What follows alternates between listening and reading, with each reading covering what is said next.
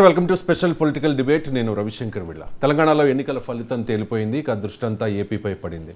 ఆంధ్రప్రదేశ్లో మరో 3-4 నెలల్లో ఎన్నికలు జరగబోతూ ఉన్నాయి. ఏపీలో తిరిగి అధికారం చేపడతామని వైసీపీ ధీమాగా చెబుతోంది. ఈసారి క్లీన్ స్వీప్ ఖాయమంటూ ఉన్నారు ఆ పార్టీ నాయకులు.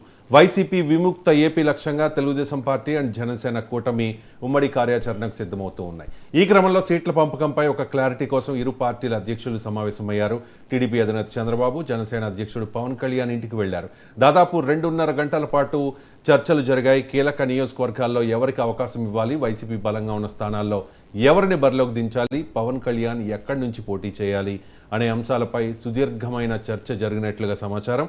పవర్ షేరింగ్ అంశంపై పవన్ ప్రస్తావనకు తీసుకురాగా ఆ విషయాన్ని చంద్రబాబు దాట వేశారని కూడా విశ్వసనీయ సమాచారం. చంద్రబాబు పవన్ల కలయిక ఏపీ రాజకీయాల్లో మరోసారి హాట్ టాపిక్గా మారింది. ఇంతకీ ఇన్నాళ్ళు చంద్రబాబు ఇంటికి పవన్ వెళ్ళడాన్ని చూసాం. కానీ దానికి భిన్నంగా చంద్రబాబే పవన్ ఇంటికి రావడంలో ఆంతర్యం ఏంటి? ఇరు పార్టీల క్యాడర్కు చంద్రబాబు ఇవ్వాలనుకునే సిగ్నల్ ఏంటి? పవర్ షేరింగ్ అంశాన్ని చంద్రబాబు దాట వేయడానికి కారణాలేంటి?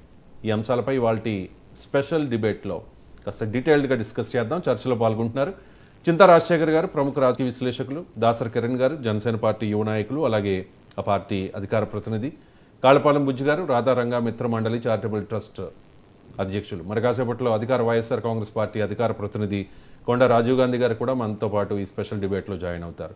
ముందుగా దాసరి కిరణ్ గారు నమస్కారం. ఈ మధ్యకాలంలో చంద్రబాబు నాయుడు గారి ఇంటికి పవన్ కళ్యాణ్ గారు వెళ్ళడాన్ని చూసాం. కానీ నిన్న అనూహ్యంగా అప్పటికప్పుడు పవన్ కళ్యాణ్ గారి ఇంటికే చంద్రబాబు నాయుడు గారు రావడాన్ని రాజకీయ మేధావులు ఏ రకంగా చెప్తూ ఉన్నారంటే, చంద్రబాబు నాయుడు గారు ఒక సిగ్నల్ ఇవ్వదలుచుకున్నారు, ఎక్కడ నెగ్గాలో కాదు ఎక్కడ తగ్గాలో కూడా మాకు తెలుసు అనే ఒక సిగ్నల్ ఇవ్వదలుచుకున్నారు అని అర్థం చేసుకుంటున్నారు కొంతమంది. సో పవన్ కళ్యాణ్ గారి ఇంటికి చంద్రబాబు నాయుడు గారు రావడంలో ఏదైనా ఆంతర్యం ఉందా? చర్చల్లో ఏం జరిగింది ఏంటి అనేది 1 by 1 డీటెయిల్డ్గా మనం మాట్లాడదాం. అలా రావడంలో ఉన్న ఆంతర్యం ఏంటి, మీకేమనిపిస్తోంది చెప్పండి. అందరికీ నమస్కారం అండి. నమస్కారం సార్. ఈ రోజున రాజకీయ విశ్లేషణ ఏముందండి, ఖర్చు లేని పని. వాళ్ళకి ఏది కావాలంటే అది చెప్పొచ్చు. కానీ ఒక రాజకీయ పార్టీగా, ఒక బాధ్యతాయుతమైన ఒక రాజకీయ పార్టీగా మేము ఒక మాట మాట్లాడాలన్నా, ఒక కార్యక్రమం చేయాలన్నా చాలా కమిట్మెంట్ ఉండాలి, చాలా ఖర్చుతో కూడుకున్న వ్యవహారం, చాలా క్యాడర్ని సమాయత్తం చేసుకోవాలి. భవిష్యత్తు గురించి ఆలోచించి, భవిష్యత్తు తరాల గురించి ఆలోచించి, పార్టీ భవిష్యత్తు గురించి ఆలోచించి, అదేవిధంగా ప్రజల భవిష్యత్తు గురించి ఆలోచించి ఏ నిర్ణయం అయినా తీసుకుంటారు. సో చంద్రబాబు నాయుడు గారు పవన్ కళ్యాణ్ గారిని కలిసిన, పవన్ కళ్యాణ్ గారు వచ్చి చంద్రబాబు నాయుడు గారిని కలిసిన, ఈ రోజున మా రెండు పార్టీలు పొత్తులో ఉన్నాయి. కాబట్టి మేము రకరకాల ప్లాట్ఫామ్స్ మీద లాస్ట్ 2-3 months నుంచి కలుస్తా ఉన్నాం. చంద్రబాబు నాయుడు గారి దగ్గరికి పవన్ కళ్యాణ్ గారు వాళ్ళ స్వగృహంలో పలు దఫాలు కలిశారు. ఈ రోజున నిన్న నైట్ చంద్రబాబు నాయుడు గారు కూడా పొత్తులో భాగంగానే మర్యాదపూర్వకంగా ఆయన వచ్చి కలవటం జరిగింది. సో ఈ కలయికలో అనేక రకమైనటువంటి అంశాలు చర్చకు వచ్చి ఉంటాయి. సో అందులో సీట్ల గురించి వచ్చి ఉండొచ్చు, పొత్తుల గురించి వచ్చి ఉండొచ్చు, రెండు పార్టీలని ఎట్లా సమాయత్తం చేసి ముందుకు తీసుకెళ్లాలి అని వచ్చి ఉండొచ్చు, ప్రజా సమస్యల మీద ఉమ్మడిగా ఎట్లా పోరాటం చేయాలనేది వచ్చి ఉండొచ్చు, పవన్ కళ్యాణ్ గారు, చంద్రబాబు నాయుడు గారు, లోకేష్ గారు ఫ్యూచర్ లో చేయబోయే యాత్రల గురించి చర్చకు వచ్చుండొచ్చు.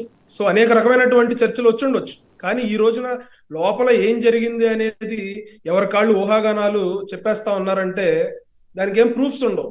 అలా తెలిసింది, ఇలా తెలిసింది, మాకు అలా అనుకుంటున్నారని తెలిసింది, అంత స్పెక్యులేషన్స్. సో బయటకు వచ్చి ఆ ఇద్దరు అధినాయకులు ఏం జరిగిందో చెప్పేదాకా ఎవరికి తెలియదు.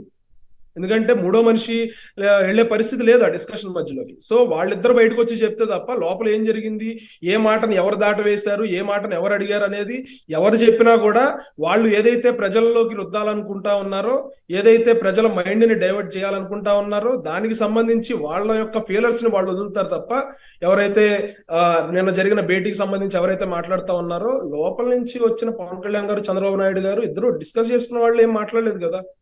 సో ఇటువంటి స్పెక్యులేషన్స్ కాకుండా నాకు తెలిసి అయితే, నాకున్న సమాచారం ప్రకారం భవిష్యత్తులో ఇద్దరం కలిసి ఎట్లా ముందుకు వెళ్ళాలి, రెండు పార్టీల కార్యకర్తలను ఎట్లా సమన్వయం చేసుకోవాలి, ఎట్లా సమాయత్తం చేసుకోవాలి, ఎలక్షన్ కి 151 సీట్లు ఉన్న జగన్మోహన్ రెడ్డి గారిని ఏ విధంగా గద్దె దింపాలి, ఈ రాష్ట్రానికి ఎటువంటి సుభిక్షమైన పరిపాలన అందించాలనేదే ఖచ్చితంగా చర్చకు వచ్చి ఉంటదని అయితే నేనైతే భావిస్తా ఉన్నాను సార్.